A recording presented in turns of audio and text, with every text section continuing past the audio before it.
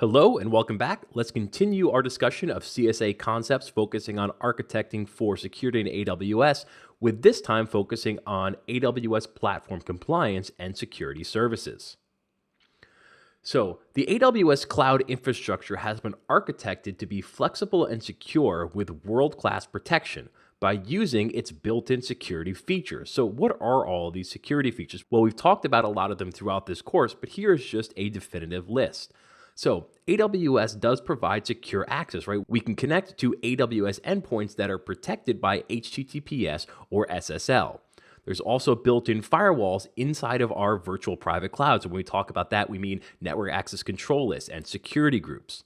We also allow for unique users via AWS Identity and Access Management, and we can control the security and access around all of those users.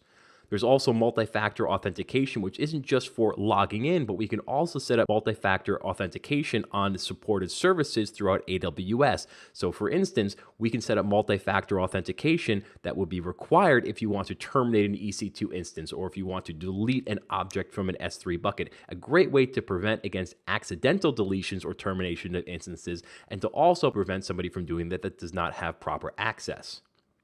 Also have the ability to create private subnets, which we talked about at length during our VPC and networking section of this course. Also the ability to have encrypted data storage. So we can encrypt data in EBS, S3, Glacier, Redshift, and even in any of these SQL databases in RDS, such as MySQL.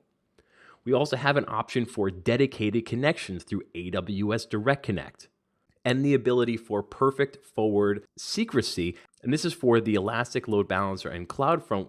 AWS offers SSL/TSL cipher suites for perfect forward secrecy on those particular services.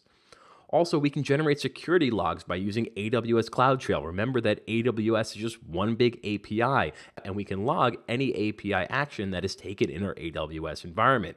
We also have asset identification and configuration with AWS Config. We can take snapshots of our AWS environment, and we can view those snapshots versus previous snapshots to see what has changed inside of our AWS environment. This is great for auditing and keeping track of what's going on inside of our environment. Also, centralized key management. So we have centralized key management inside of AWS. Whether we are using our own keys or using AWS generated keys, we can store them inside of the key management service. AWS also has services for governments or government-approved contractors, and this uses US ITAR regulations using AWS GovCloud Service. There's also Cloud HSM, which is hardware security model, which is hardware-based cryptographic storage. And then lastly, there's Trusted Advisor, and this is with Premier support level, but this is where AWS will help you identify security holes inside of your application and inside of your environment. So this is just a quick list of all the various security services that AWS offers and the various ways that we can make sure that we're compliant for whatever rules we may have for our particular organization or for a particular government. And with that, we will conclude this lesson. Thank you for watching. You may now move on.